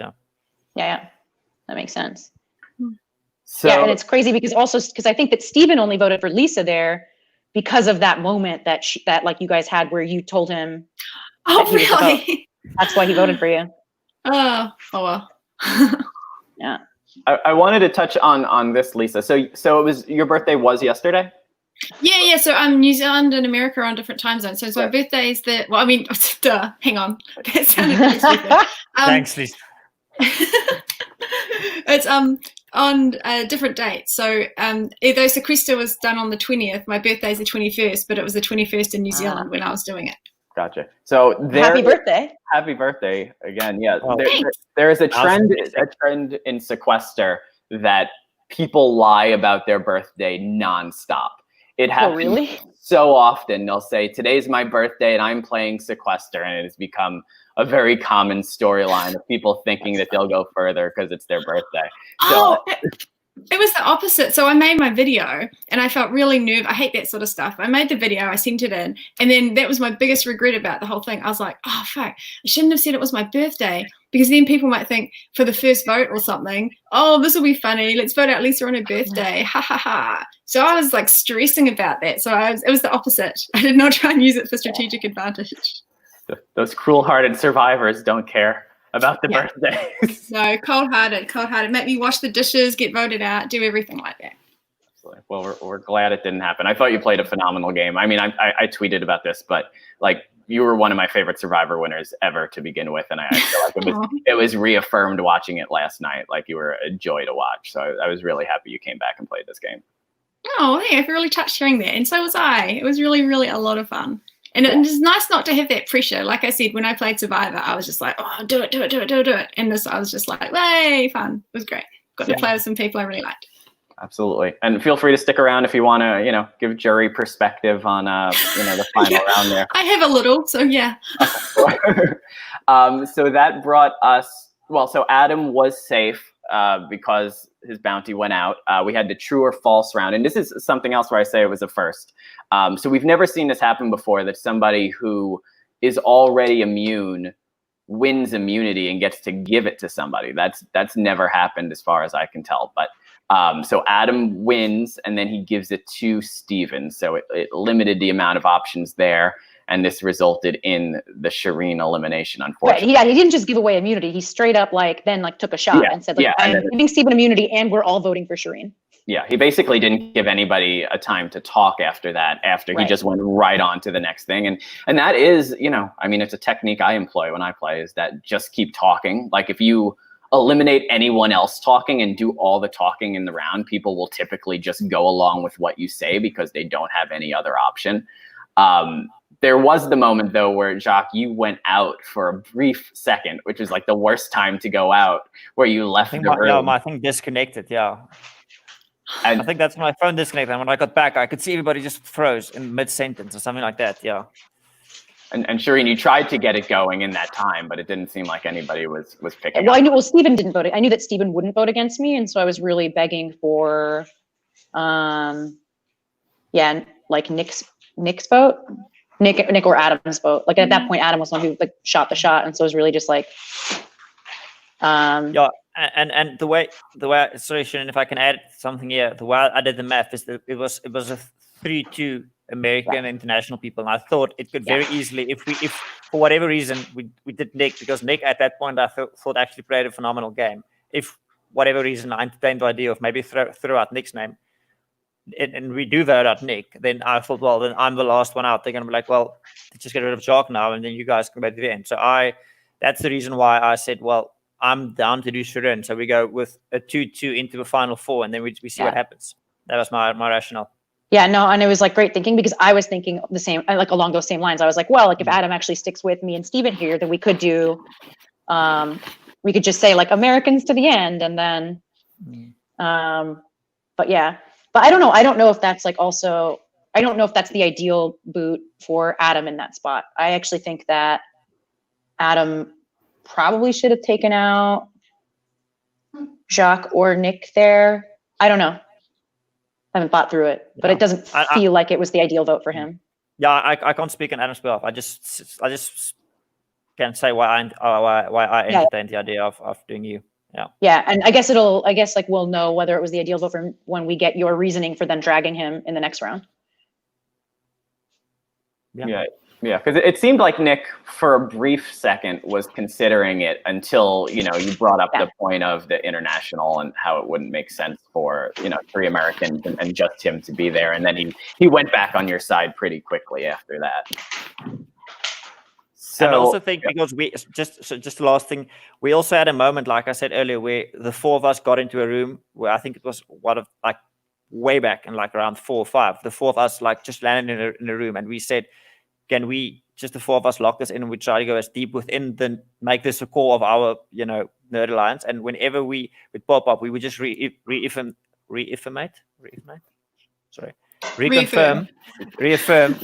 that's our 4. So that's kind of also where, it was like a legacy thing that factored in at that point in time. Yeah. Shirin, have you talked with Adam post Sequester at all, or not really? Oh, no, but we're friends. I mean, all is good. I think so. I mean, I might have when I was drunk. Let me see. Let's look this up. When's my... I know we were... Oh, I guess I texted him. and said, like, did he tweet something about or did he say something about losing my friendship? I was like, I think he might have at his final when he did his jury question. Yeah. Because I texted him and I didn't get a response to it, but I texted him, wait, you didn't lose my friendship. I hope you never thought you'd lose my friendship. Well, there you go. The CBS account is still going, so all is well. All is well in the world. Yeah. Was he serious or was he joking? No, he looked upset. Yeah. Oh. Yeah, I think he felt upset. Yeah. Oh. I definitely message him again if I were you. Yeah. I would do what Lisa said. Yeah, send him another message. I'm sure it'll all work out. Yeah, I think it was quite hard for him to hear some of the stuff you said about him, I think. What did I say about him? Shirin, you need to go watch the tape. What did I say? You need to go watch the tape. When he voted me out or what? No, in your jury question. Oh, when I just talked about, I don't remember much about that except rambling about being a person of color. Yeah, I can't remember, but I remember at the start you sort of came in and you were like, yeah, I've got some stuff to say. And then you really like sort of laid into Adam. Did I? I think so. It's my memory. Yeah, it was basically just that it wasn't the right move for him to make, voting out the last person of color and that sort of thing. Yeah. Well, also kind of true. I will say, and I tweeted you this, I sent you a message as soon as you went out. I thought you brought so much entertainment. Like, I was excited. I had an expectation going in, and it was even topped after that. So I was very, very happy to watch you play. It was a lot of fun. So going into 4, I mean, what was the thought there? I mean, it seemed pretty.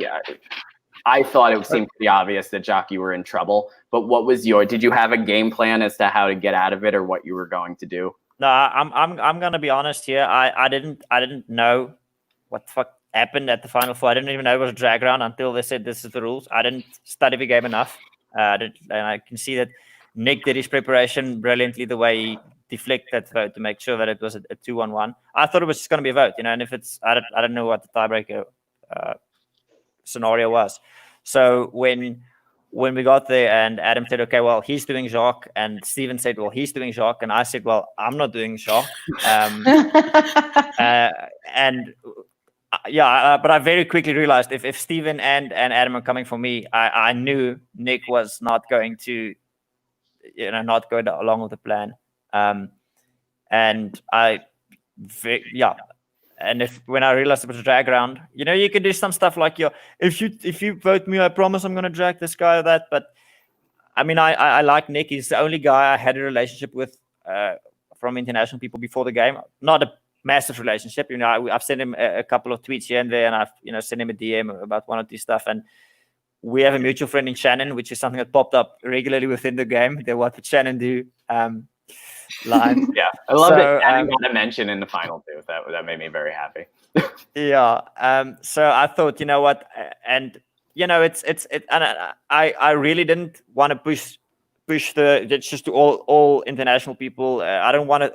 For me, the whole game, as long as it was in equilibrium, it was fine. But I thought, what better way to end the game than to have one of each at the end? It's a nice symbolic finish. I could be bitter and take him with me and leave it to Steven and Adam.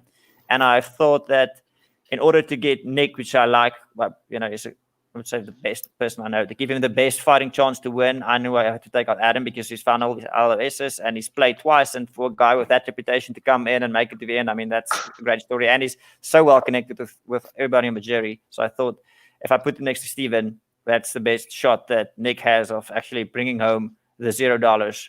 So that was the your whole drag was phenomenal. But ideally, if you could have gotten to the end, did you want to go with Nick to the final 2 if you could get there? If I could go to the end? Yeah.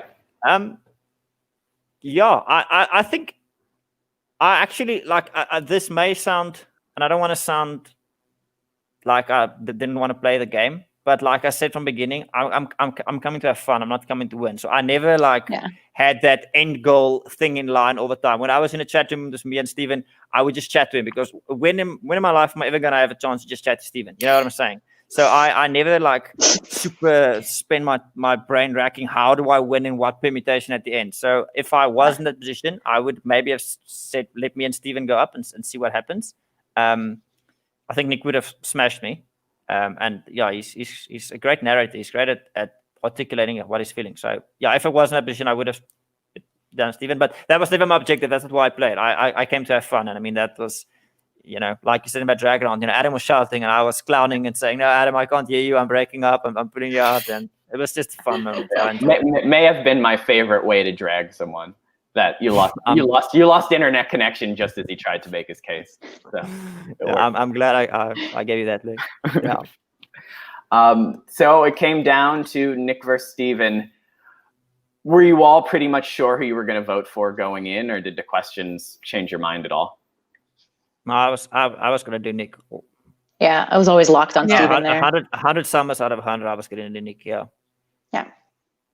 So I mean, it ended up being close. I was talking with Jacques before we went on air, and I mean, it almost seems fitting that, I mean, Steven's video was phenomenal, but it basically advertised him as second place, and he continues in second place.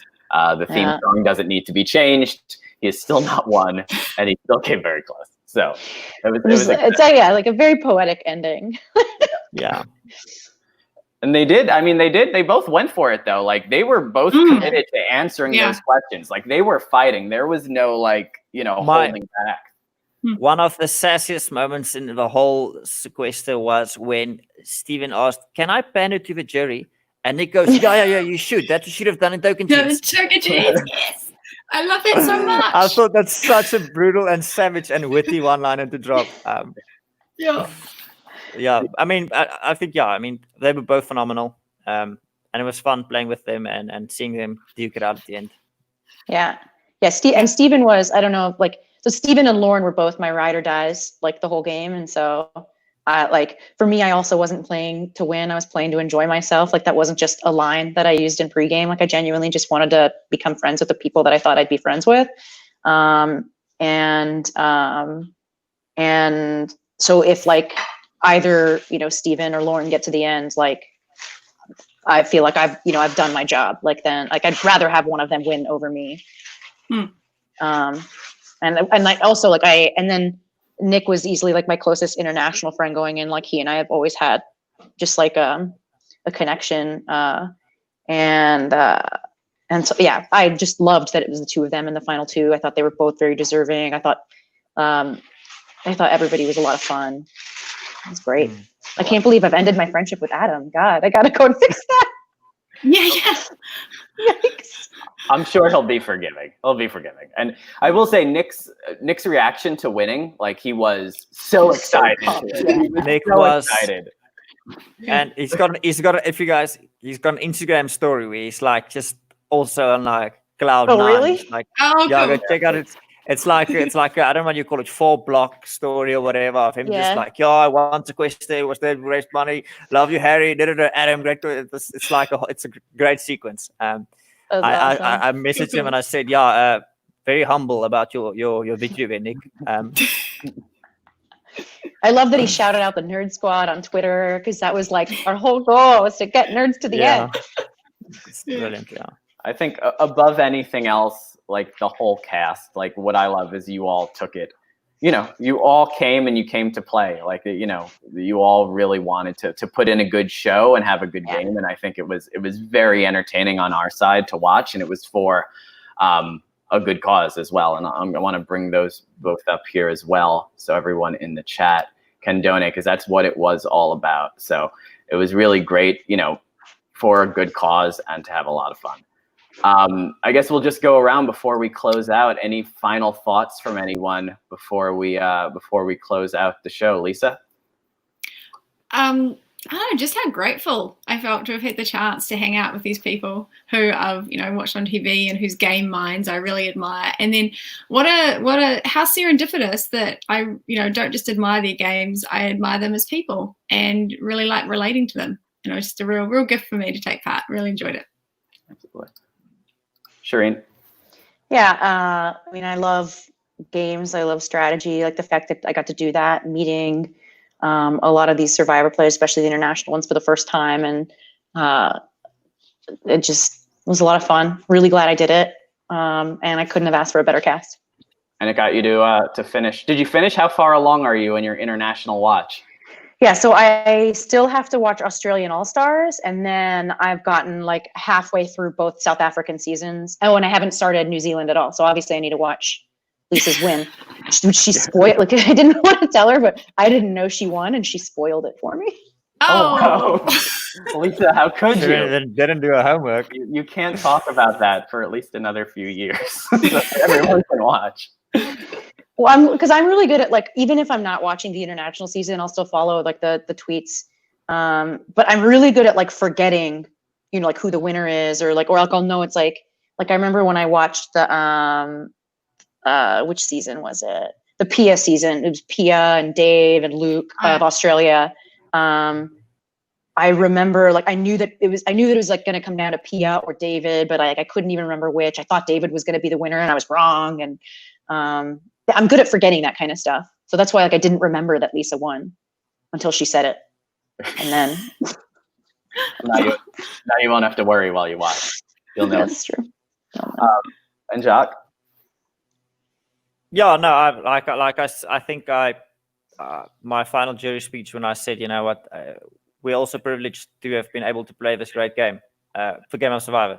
Not that Sequester is not a great game, but then after Survivor to be able to play Sequester, like Lisa said, and meet these people and relate, it's really, I'm extremely fortunate and blessed to have been a part, and I'm grateful for Redmond and Mike Bloom assembling this crew. I think they did a stellar job.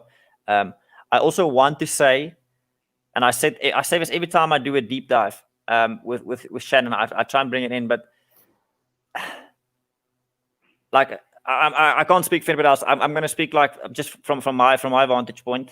Like I'm an engineer by day, so I wake up and I do my engineering work and I solve problems, and then I go to sleep. I don't live a social media life, or I don't live a life where I try to impress people, whatever. So, and if some people do not agree with things I say, I don't think it's fair to just attack people on social media or slide into your DMs and say inappropriate things. I think there's so many bad things going on in the world right now, and it's very easy to sit behind a computer and just type out something to somebody because you didn't like them, or they said something you didn't appreciate or whatever. And I think we should drive at good behavior if we wanna stop it. So we can't be toxic ourselves and then complain to other people for being toxic. So I always just want to reaffirmate that if you're a fan of a show, and you like the morals of a show, because we are all, supporting good causes and trying to raise money, then try and, live that behavior in your day-to-day life. And especially online, where it's very easy to just not be like that because you're behind the screen. That's my final remarks. Absolutely. Couldn't agree more. Thank you guys thank you so much for having me. Sorry, I didn't even say thank you guys so much for having me. Thank you. Thank you. No, thank you so much for coming on. I mean, I said it last time, for me, for someone who has been a super fan of Survivor since the very beginning and Big Brother since day one, to be in a position now where I got to come on and play this online game and win, and now part of a podcast and actually talk to you all, people who I have watched and admired, is really a dream come true. So thank you very much for coming on. This has been so much fun, and I hope to come see you all again at some point. Come back, play Sequester again. Why not? It's always open. You can do it. Thank you, guys. Thanks, guys. Have a good night. Thank you. Thank you. Cheers. Bye-bye. Bye, everyone.